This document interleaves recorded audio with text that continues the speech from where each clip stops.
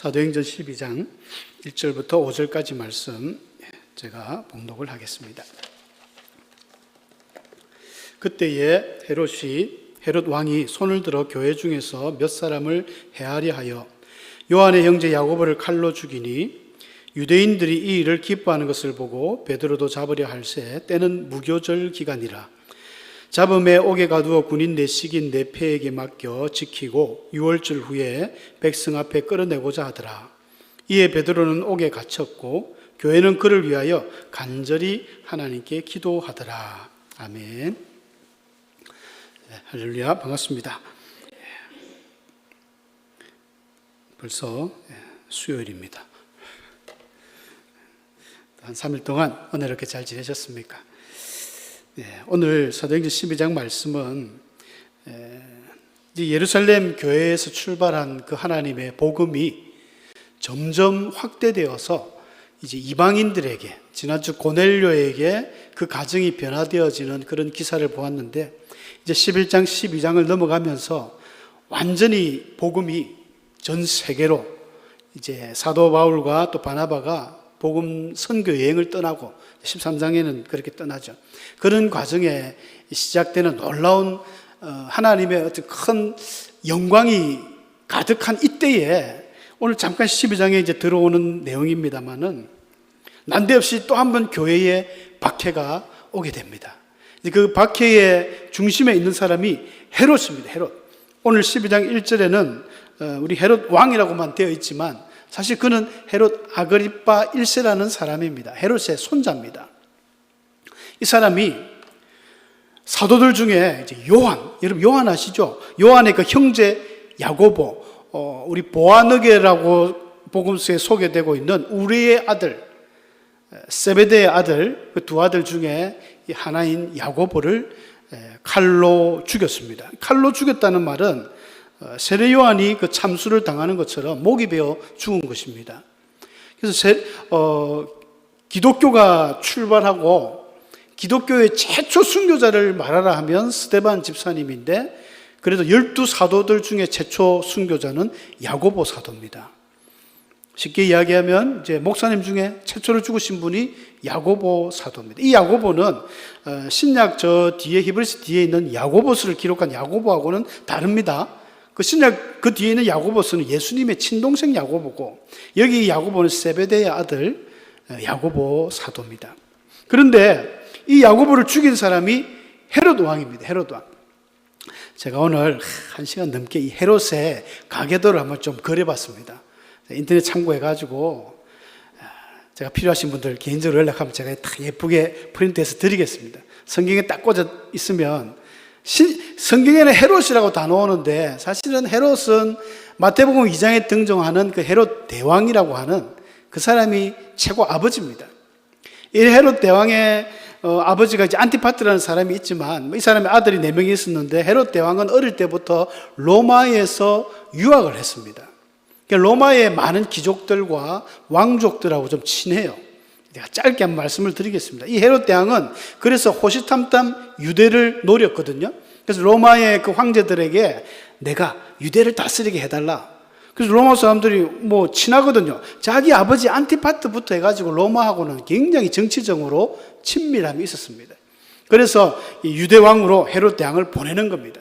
성경에 보면 오늘 본문에도 헤롯 왕이라고 했지만 이 왕이라는 표현이 영어 성경에는 다 틀립니다. 헤롯 대왕만 킹이란 말을 씁니다. king of 주다. 유다의 왕 이 헤롯이고 나머지는 전부 분봉 왕이라 해가지고 유대의 땅을 따로 나누는 트라카시라는 다른 영어를 씁니다. 그러니까 헤롯 대왕이 굉장히 악한 왕입니다. 자기의 그 권력을 유지하기 위해서 자기 아들도 다 죽여버려요. 그래서 이 마리암네라는 우리 한글로 하면 미리암이 되는데, 이 헤롯 자기 왕국이 들어오기 앞서서 마지막 하스몬 왕가라고 신구약 시대 때 맨 끝에 그 왕조가 하나 들었습니다. 한 100년 정도 있었는데 그 마지막 공주가 이 마리암느거든요. 이거 보이죠? 이 미리암, 우리 한글로 미리암 1세 마리암네 공주하고 결혼을 하면서 자기가 우리 유대인 아내를 내가 얻었으니까 나를 인정해달라. 헤롯은 에돔 사람이었거든요. 인정해달라고 결혼해놓고 그 아들이 알렉산더 아리스토블루스를 낳았는데 이 두 아들을 죽였습니다. 자기 아들을 죽여요. 왕권을 유지하기 위해서. 참 악한 왕이죠. 그리고 나중에 이제 아켈라오, 안디바, 빌립, 제가 형광색으로 칠해놓은 이 세 사람이 성경에 등장하는 모든 분봉왕들입니다. 다 지역을 나눠가지고 헤롯 대왕이 죽은 뒤에. 그런데 이 자기가 처형했던 아리스토블루스의 그 아들, 손자 아그리빠가 아버지가 죽었는데 유대에 있을 수 없잖아요. 그래서 로마로 유학을 보냅니다. 그래서 아그리빠 1세는 로마에서 지내면서 이 왕족들하고 굉장히 친해요. 그래서 로마 3대 황제가 칼리굴라라는 황제가 있는데 칼리굴라하고 굉장히 친했습니다. 아그리빠 1세 같이 자라면서. 그런데 칼리굴라가 보면 정치를 잘 못해가지고 일찍 죽어요. 죽고 나서 그 다음에 4대 황제가 우리 성경에 11장에도 나옵니다만 글라우디오, 이 클라우디아스 황제하고 또 친해요. 그래서 그 왕에게 이야기를 해가지고 내가 유대에 분봉왕이 좀 되게 해달라. 그래가지고 나중에 빌립 2세가 클레오파트라의 그 아들인 빌립 2세가 일찍 죽습니다. 죽은 그 자리를 이어받아서 왕이 됩니다. 헤롯 왕이라는 성경에 나오는데 이 헤롯 아그리빠 1세는 사람이 뭐랄까요? 굉장히 친화력이 좋습니다. 그래서 로마 사람들하고도 친하고 유대인들하고도 친하고 바리새인들하고 친하고 이러니까 굉장히 호응을 받았어요. 잘했습니다. 정치를 잘했어요. 그런데 정치를 잘했는데 사람의 그 어떤 정치, 한때 우리 윤석열 대통령이 검찰총장 시절에 그 청문회에서 유명한 말을 했지 않습니까? 저는 사람에게 충성하지 않습니다. 그런데 아그리빠는 사람에게 충성하는 사람이에요. 사람의 눈치를 굉장히 많이 보고 유대인들의 마음을 살려고 온갖 일을 다 합니다. 그러니까 아까 그 유대인 때문에 이 야고보를 죽인 거예요. 야고보를 죽일 만한 어떠한 이유가 없었습니다. 살인 제목이 없어요. 죽인 이유가 뭐냐면 유대인들이 좋아하니까 죽인 거예요. 나쁜 사람이죠. 그 헤롯 아그리빠 1세가 오늘 본문에 등장하는 이 헤롯 아그리빠입니다. 나머지 설명들은 다음에 기회가 되면 하기로 하고, 그리고 3절에 보니까 이런 말이 나와요. 유대인들이 이 일을 기뻐하는 것을 보고, 보세요. 야고보를 죽여놨더니 유대인들이 박수를 치는 거예요. 잘했다. 참 잘했다. 그러니까 이 아그리빠 1세가 어깨가 으쓱합니다.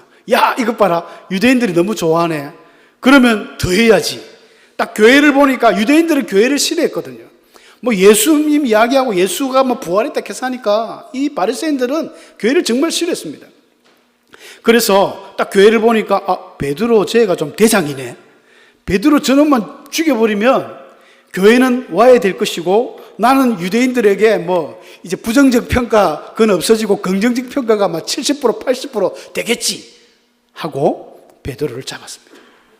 잡아가지고 바로 죽이려고 하니까 그때가 때마침 무교절 기간이라. 이 무교절은 6월절 지나고 일주일 동안 축제 기간입니다. 유대인들은 그 출애굽할 때 하나님이 출애굽하는 그 달을 니산월이라 해가지고 이제 1월달로 한 거예요. 1월달 정월입니다.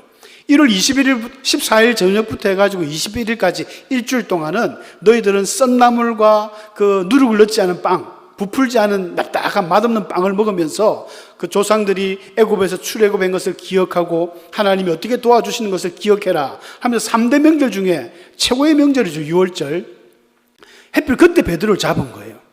그러니까 유대인들은 율법 가운데에 6월절을 그 명절 기간에는 어떠한 재판도 처형도 엄격히 금지하고 있습니다. 하면 안 된다는 거예요. 이날은 명절이기 때문에.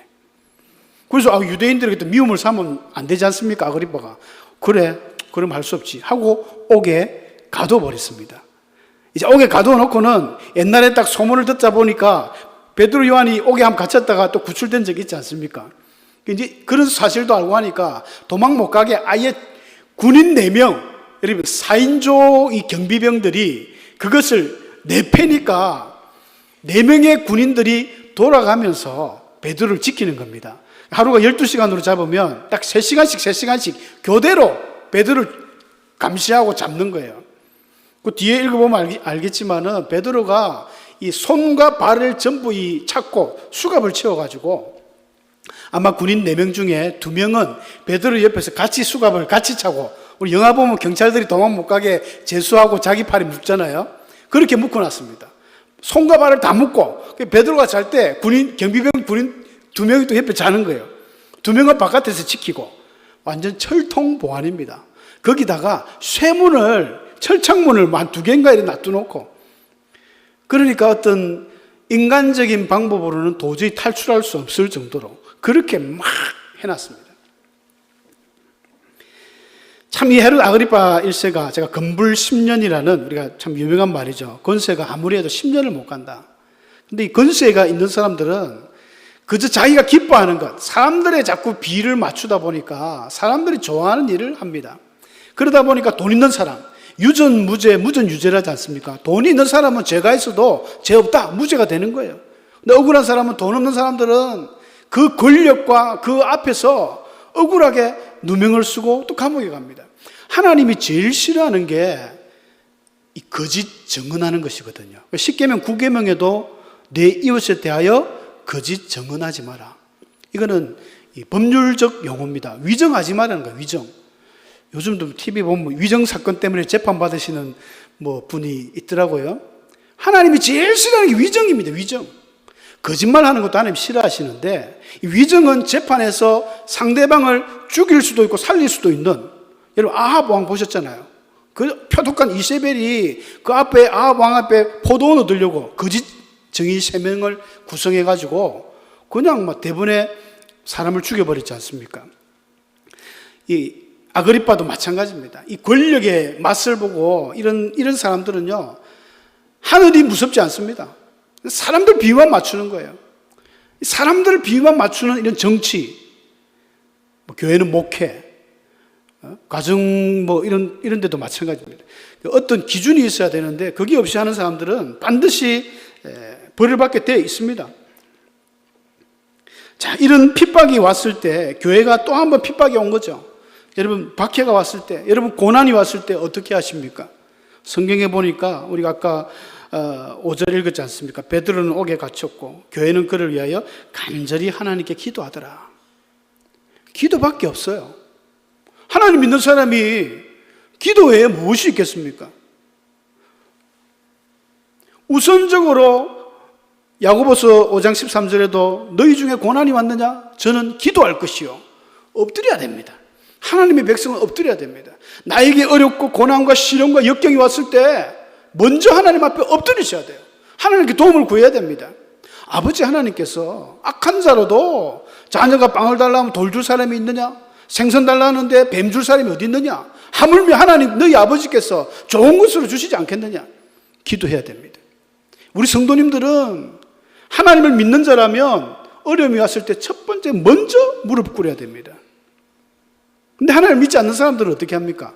겉모술수, 아까 아가리빠 1세처럼 사람들을 찾습니다. 좀 더 권력 있는 사람이 없을까? 나를 좀 쏙 빼줄 사람이 없을까? 이 고통에서 나를 해결해 줄 사람이 없을까? 예레미야에서 사람을 믿으면 저주를 받는다 했거든요. 자꾸 사람 믿고 쫓아다니는 거 아닙니다. 하나님의 성도는 엎드려야 됩니다. 여러분 교회가 그때 한 일이 엎드렸습니다. 이 마가 요한의 그 다락방은 아니죠. 지금은 이제 집입니다. 그 12절에 마가라는 요한의 어머니 마리아의 집에 다 모였습니다. 아마 초대교회 거의 교회 장소로 운영이 된 것 같은데 그곳에 모여서 열심히 기도했습니다. 기도하니까 기적이 일어나잖아요. 베드로는 인간적인 방법으로 도저히 나올 수 없도록 수많은 경비병과 철문에 갇혀 있었지만, 여러분 인간들이 아무리 머리를 쓰고 아무리 인간의 억압을 해도 하나님이 이래버리면 끝나버리는 거예요. 아무리 지금 우리가 의술이 발달했지만 못 고치는 병이 있잖아요. 아무리 의술이 발달하고 아무리 과학이 발달해도 지난 여름에 얼마나 더웠습니까? 이 폭염 하나 우리가 다스릴 수 없습니다. 우리나라만 더웠습니까? 전 세계가 더웠잖아요. 북극의 얼음이 다 녹을 정도로. 폭염만 그렇습니까? 홍수, 산불, 지진, 인간의 과학으로 어떤 것도 우리는 근접할 수 없습니다. 근데 하나님은 한번 하나님이 시작해버리면 그 초자연적인 기적은 어마어마합니다. 헤롯은, 아그리빠는 베드로를 잡아가지고 꽁꽁 싸매고 도저히 못 나가겠지. 그건 인간적인 생각이었습니다. 하나님은 베드로를 뭐 천사를 하나 보내가지고 아무것도 아닌 것처럼 데리고 나와버렸어요. 7절에 보니까 호련히 주의 사자가 나타나서 옥중에 광채가 빛나며 캄캄한 밤이 갑자기 대낮이 되어버렸습니다. 근데 그거 몰라요. 옆에 사람들 아마 깊은 잠에 빠져버렸습니다. 뭐 성령의 어떤 기적으로 자게 만들었겠죠. 그러면서 베드로의 옆구리를 발로 찼는지 손으로 했는지 모르겠지만 쳐 깨워서 일어나라, 급히 일어나라 하니까 그 묶어놨던 손과 발의 쇠사슬이 스르륵 거짓말처럼 풀어진 거예요. 하나님을 믿지 않는 사람이라면 이게 무슨 이거 영화도 아니고 소설도 아니고 믿을 수 있나? 이렇게 이야기합니다. 맞습니다. 여러분, 하나님이 믿어지지 않는 사람은 창세기 1장 1절부터 안 믿어지는 겁니다. 태초에 하나님의 천지를 창조하셨다는데 우리 믿음의 시작은 창세기 1장 1절 아닙니까? 하나님이 만드셨다는 거예요. 거기서부터 믿음이 출발합니다. 홍해 바다가 갈라진 거 믿습니다. 만나가 떨어지고 광야 생활할 때 그 메추라기를 보내고 믿어집니다. 지난주 우리 목사님 설교하셨잖아요. 이 도끼가 네 도끼냐? 새 도끼가 막 물에 둥둥둥 뜨는 거예요. 이 질량 보존의 법칙하고는 과학하고는 안 맞습니다. 그 무거운 새가 물에 뜬다는 게 있을 수 없습니다.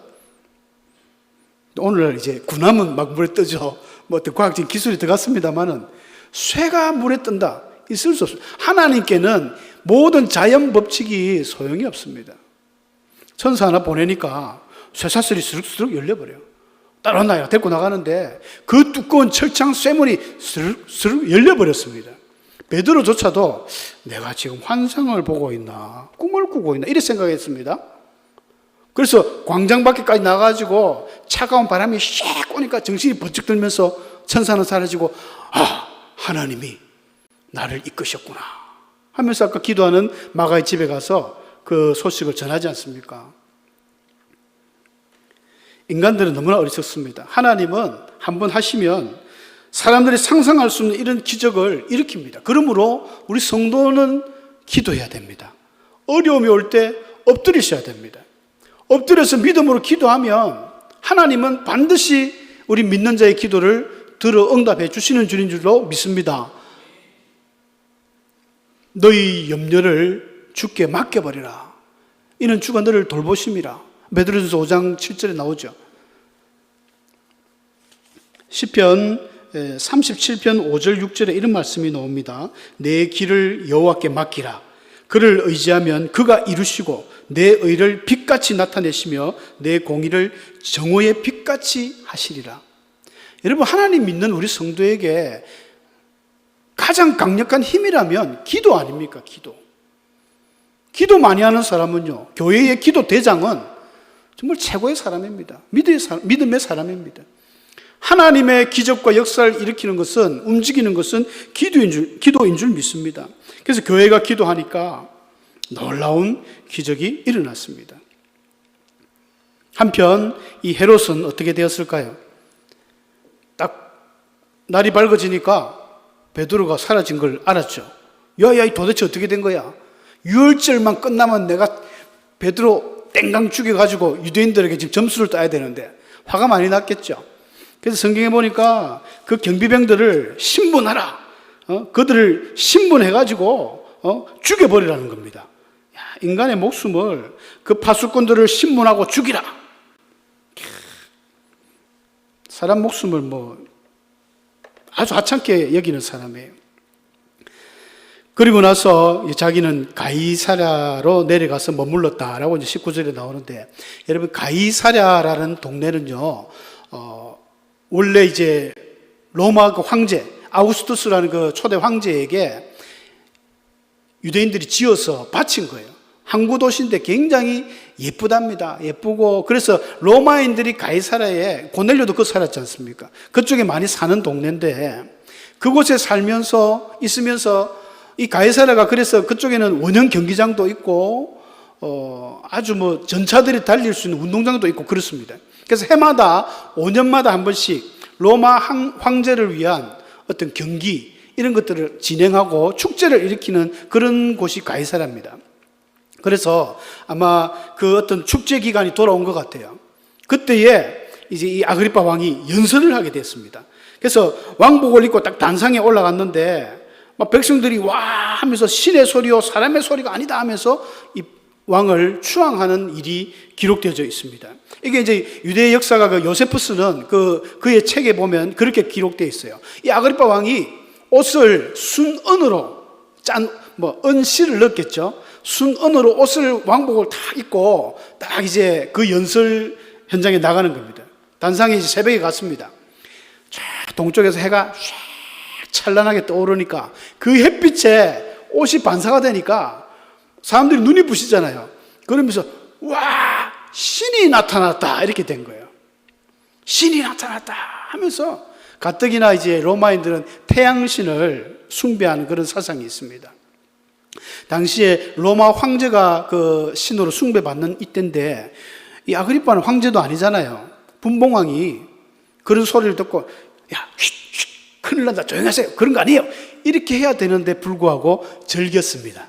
그래 내가 신이지. 그래 너희들 말이 맞아 하면서 신비한 빛을 발해서 사람들이 두렵기도 하고 경이로우면서 온갖 아첨을 했습니다. 당신의 말씀은 막 이렇고 당신의 말 너무 기분이 좋았던 거예요. 성경에 우리 23절에 보면 헤롯이 영광을 하나님께 돌리지 아니하므로 주의 사자가 고치니 벌레에게 먹혀 죽었다. 벌레에게 먹혀 죽었다는 게 또 이해가 잘 안 갑니다. 벌레가 야금야금 어떻게 먹였는지. 근데 요세푸스는 그렇게 이야기합니다. 한 5일 동안 아주 극심한 복통으로 고생하다가 죽었다 이렇게 기록되어 있거든요.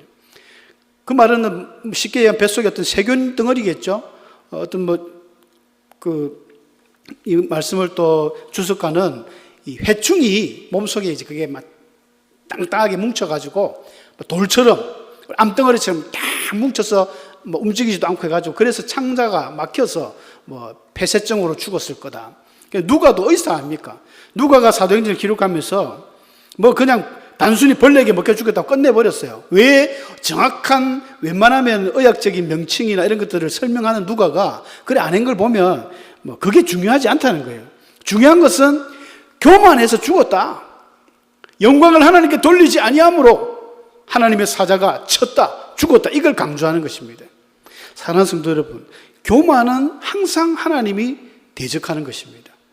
성경에 참 우리에게 많은 교훈을 던져주시지만 이 교만한 거 하나님이 참 싫어하시죠. 교만한 자는 하나님 위에 있는 사람이 교만한 것입니다. 아그리파 1세가 굉장히 교만했어요. 하나님은 두려워하지 않고 단순히 유대인들의 그 환심만 살려고 유대인들이 좋아하는 일이라면 야고보도 죽이고 베드로도 죽이고 모든 걸 다 할 사람이에요. 하나님이 가만 두시겠습니까? 이런 사람들을 로마에 아첨하고 그러니까 당장에 벌레에게 죽는 그리고 이제 그 아들이 아그리파 2세가 나중에 왕으로 이어집니다만은 참 안타까운 이 모습을 볼 수 있습니다. 하나님 나라와 교회가 항상 늘 선하고 참 좋은 일만 가득하면 좋겠는데 핍박은 항상 있습니다. 저는 그렇게 생각해 보았습니다.